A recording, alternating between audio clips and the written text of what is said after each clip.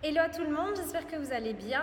Je vais vous faire juste simplement un petit récap par rapport au topo du LMTD qu'on a vu au mois de septembre. Je sais qu'il y a beaucoup d'instructeurs chez BAM qui ne sont pas venus. Donc du coup, je fais simplement une petite récapitulation par rapport à ce qu'on a vu en termes de théorie sur le concept. Donc sur l'édition, ce qu'il faut faire attention en fait sur ce trimestre, c'est que vous essayez un maximum de faire en sorte d'avoir plein d'options pour tout le monde. D'accord ? Soyez le plus rassurant possible pour les personnes qui découvrent le cours. Proposez-leur des options d'intensité à chaque fois sur chaque chanson. D'accord ? N'ayez pas peur en fait de vous calmer un peu le jeu par rapport à la technique. Peut-être mettre un peu moins de style au début pour vous permettre de vous lâcher un peu plus au fur et à mesure de la chanson bien évidemment, mais aussi au fil des semaines. D'accord ? Soyez très lisible en termes de technique pour être très facile à suivre. Donc mon conseil, c'est vraiment d'essayer de parfaire votre technique, d'être intransigeant envers votre technique à vous et de laisser de côté la technique des gens, des participants devant vous. Ça, c'est la première chose. Faire en sorte que tout le monde se sente accueilli et à l'aise dans votre cours. D'accord ? Donc soyez avenants, souriants, regardez-les, restez accessibles avant, pendant et après le cours. Proposez-leur de leur montrer simplement les mouvements si vous sentez qu'ils sont un petit peu en galère. Souvent, moi par exemple, avant la chanson 10, les premières fois que je l'ai enseignée, j'arrêtais après la chanson 9 et je leur montrais les mouvements, d'accord, sur le vogue. N'ayez pas peur d'arrêter, peut-être les premières fois, ou surtout si vous avez beaucoup de nouvelles personnes qui découvrent le cours pour pas qu'ils se sentent trop perdus. Ok ? Donc ça, c'est la première chose. Deuxième chose, des fois on a des mecs en cours, on n'en a pas beaucoup, d'accord, mais des fois il arrive qu'on en ait.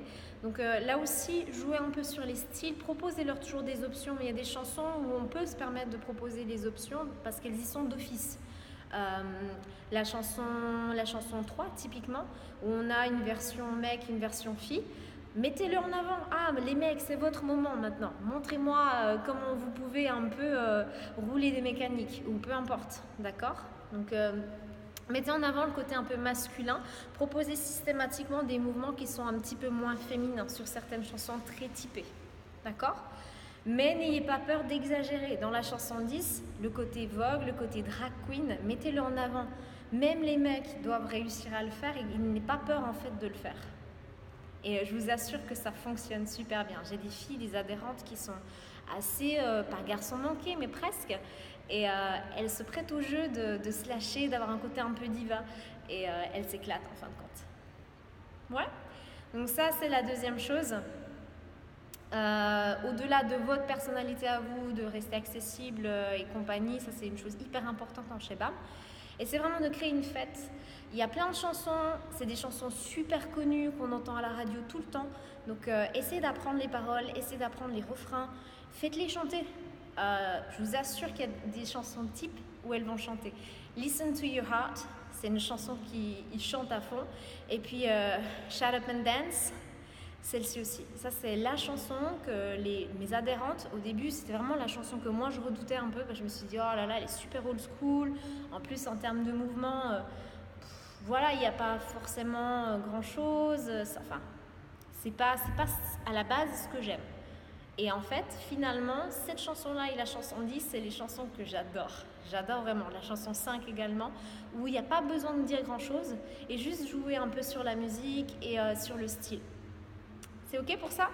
Donc, travaillez votre technique et enseignez en fonction des chansons. Les chansons où vous allez moins parler, il y a des chansons où vous allez beaucoup chanter, il y a des chansons où vous allez un peu exprimer physiquement les choses, où vous allez donner peut-être des décors, et il y a des chansons où vous allez juste vous laisser immerger dans la musique. Profitez un max, et par contre, j'aimerais que quand la vidéo sera postée, ce qui est certainement le cas si vous la regardez maintenant, j'aimerais que vous me postiez peut-être des commentaires sur des parties techniques que vous auriez besoin de travailler. D'accord ?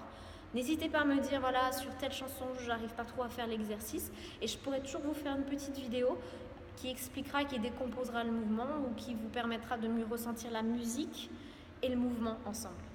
Yes ! Donc j'attends vos commentaires. À plus !